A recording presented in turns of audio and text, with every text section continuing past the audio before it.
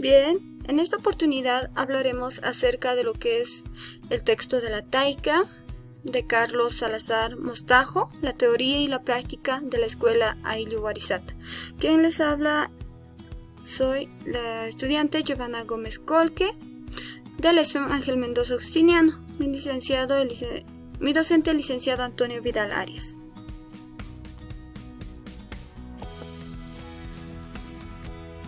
Bien, para poder detallar fundamentos de la escuela Warisata, hablaremos primero del fundamento filosófico de Warisata, de la escuela Ayllu Warisata. Bueno, Warisata es una escuela que ha sido fundada un 2 de agosto de 1931 por el profesor Elizardo Pérez y el campesino Avelino Ciñani, que entonces era un colaborador suyo. A diferencia de otros intentos para poder solucionar el problema del indio mediante la educación, Warisata se propuso enfocar la cuestión no únicamente desde el plano educativo, sino en sus múltiples aspectos económicos, sociales y culturales.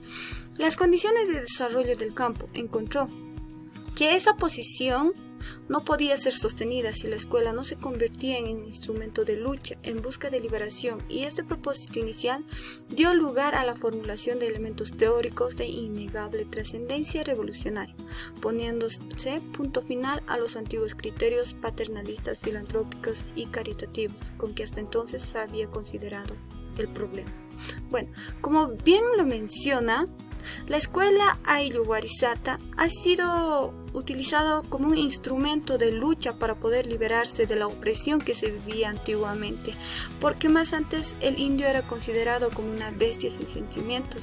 Entonces, con la fundación de la escuela Ayllu Warisata, el indio ya podía, ya conoció sus valores o sus derechos, para ya no poder vivir en la opresión como vivía anteriormente. Fundamento integral de la escuela. Al comienzo que Warisata se propuso enfocar el problema indio no únicamente desde el plano educativo, sino contemplando todos los aspectos económicos, sociales y culturales que son inherentes. Este propósito le daba a Warisata una dimensión integral de poder formarse en diferentes aspectos, y en este caso el término adquiere su exacto valor semántico, pues que engloba la totalidad de los aspectos en que se desarrolla la vida del indio. La escuela de Warisata era la casa de los desheredados, de los pobres, de los explotados, símbolo vivo de la lucha por la justicia y la libertad, emblema de todas las antiguas rebeldías del indio jamás extinguidas. La escuela era obra nacida de las propias manos del indio, era suya por completo, casi ajena a la acción del Estado. El indio defendía lo suyo, lo hacía vulnerable a la incursión del vicio, de la molicie o del interés creado. Bien. Como hemos podido leer en esta parte, la escuela Ayllu Warisata ha sido un hogar de los desheredados, de los pobres, de los explotados, quienes no eran valorados exactamente, los indios, se podría decir, ¿no? Entonces, esta casa ha sido creado con la finalidad de poder hacer justicia, de poder liberarse de la opresión, de las rebeliones que se vivía. En Warisata, el indio ya ha sido considerado como un ser humano, y aunque no se hubiera resuelto aún el problema de la servidumbre, ellos, los indios, ya eran hombres liberados en la plena concepción de la palabra, con la creación de la escuela Warisata, porque antes de que se cree la escuela Warisata, el indio era considerado como una bestia más de carga, una bestia más de trabajo, que no tenía ni derechos ni deberes, que simplemente servía para poder servir a los blancos, ¿no? Entonces, las formas de vida y de sociabilidad han dado lugar a un aparato de dominio cuando los blancos tenían dominio total hacia los indios. Los amos utilizaban a su servicio todo lo que ellos deseaban, ¿no? Uno de sus principales instrumentos para poder liberarse de los indios ha sido la educación, que se convierte en un privilegio del poder opresor. Se educa a una parte de la sociedad para que se maneje el aparato y perpetúe el régimen. A los esclavos se les infunde la idea de que la situación no puede cambiar. ¿Por qué? Por el simple hecho de que ellos no tenían educación anteriormente, ¿no? De que la división de clases es un designio de los dioses que han hecho señores, esclavos, que han hecho señores a otros, o sea, amos a otros y a otros esclavos. Según ellos, según Dios ya estaba esto, ¿no? Que algunos debían ser ociosos, que algunos debían ser trabajadores, debían ser explotados.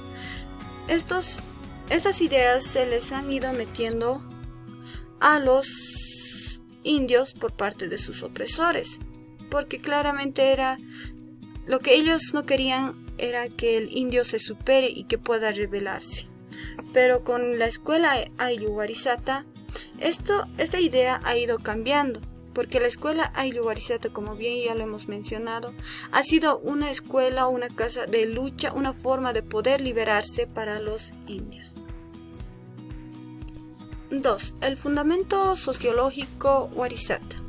Warisatta no fue creado en base a un esquema prefabricado en un escritorio o en un bureau político.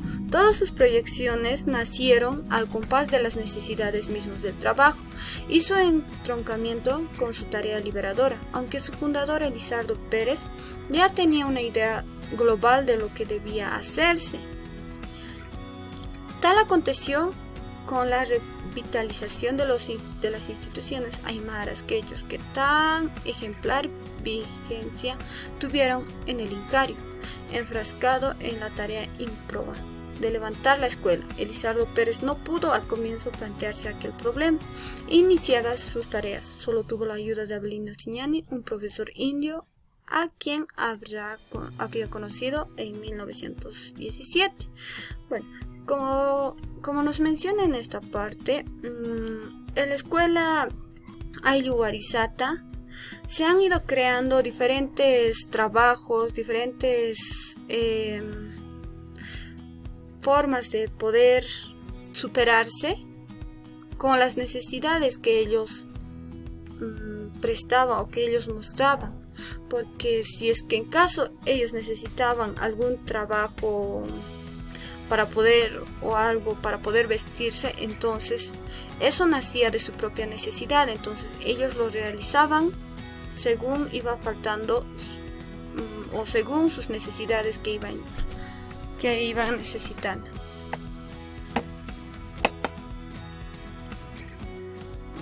En esta parte según a lo que ya estábamos mencionando, en la escuela Ayllu Warisatta se ha ido trabajando lo que es el Aini la Minca, pues el Parlamento Aumauta que desplegaba así todos estos trabajos estaba practicando, según los indios, la antigua forma de cooperación del Aini. Los edificios fueron hechos con el Aini de las 8 comunidades o patriarcalidades de Warisatta, y la misma clase de ayuda se hacía en las siembras y cosechas. Como se iba mencionando, ¿no? Que todo lo que ellos necesitaban, ellos lo realizaban, pero esto no lo trabajaban de manera egoísta ni de manera opresora ni nada de eso, porque la escuela Ayllu Warisatta estaba creado con la finalidad de poder cobijar al indio, de poder dar alguna solución para poder liberarse. Entonces ellos lo que hacían era trabajar en comunidad, en equipo, practicando lo que es el Aini y la Minca. ¿En qué consiste esto? En que un día yo te ayudo, un día tú me ayudas, o si no, yo te ayudo en esto, tú me ayudas en esto, trabajamos ambos en esto y logramos muchas cosas mejores. Es entonces que así han ido trabajando los indios para poder superarse de manera más rápida, para poder mejorar sus necesidades y poder liberarse de una manera más fácil. El tupu, la sayaña y la agnocha, por esta vía, es decir, por las exigencias de la vida cotidiana, Warisata se dio al estudio de otras modalidades indígenas sobrevivientes, lo que daría lugar a proyecciones insospechadas. Para poder ir superándose, entonces ellos tenían que seguir trabajando de manera unida y no como los otros que simplemente dominaban a los indios. Fundamento económico de la escuela Ayllu Warisata. El descubrimiento de las instituciones indias, su revitalización y aplicación en la escuela tenía que ir pareja con el estudio de los tipos de economía que se dieron en el país. La economía base del desarrollo de las sociedades determina las formas de vida y de pensamiento, y era indispensable su análisis para situar a la escuela en un plano de acción que respondiera adecuadamente a las iniciales finalidades que se había trazado como institución integral. Como estaba la escuela Ayllu Warisata en construcción y demás, entonces obviamente se necesitaba de economía para poder sustentar esto de lo que se estaba levantando. Entonces, en la escuela Ayllu Warisata se han ido presentando diferentes trabajadores. Uno que sabía, por decir, de construcción, entonces enseñaba a los demás. Uno que sabía de hilado, enseñaba a los demás. También para poder generar algo de economía, ellos realizaban lo que son los trueques, trabajaban en equipo, en comunidad, como ya se mencionaba, para poder generar recursos, para poder generar ayuda mucho más rápida. Fundamento político de Warisata. Pues bien, la verdad en el campo era la existencia de una clase ferozmente oprimida, carente de todo derecho y encima de todo esto denigrada por sus propios explotadores que la acusaban al retraso patrio, de la pérdida de las guerras hasta de las grabaciones del carácter nacional. Y viene Warisata y proclama que el indio tiene derecho a la justicia, a la libertad y a la tierra, que tiene altas cualidades étnicas. Bien. Como ya se mencionó también, ¿no?, que más antes que los opresores y los oprimidos. Entonces, con la escuela Ayllu Warisata se han ido creando o se han ido formando nuevos líderes que puedan hacer prevalecer sus derechos y sus deberes de los indios. 5. Fundamento cultural. En lo cultural, la escuela Ayllu Warisata ha adoptado una educación por el arte, en la música, el teatro, la literatura, sus danzas y demás, en donde cada uno ha ido valorando lo que es lo suyo y no avergonzándose de sus costumbres o de sus tradiciones que ellos tenían, o de cada comunidad que tenía, o cada persona que tenía. Sus creencias y demás se han ido valorando.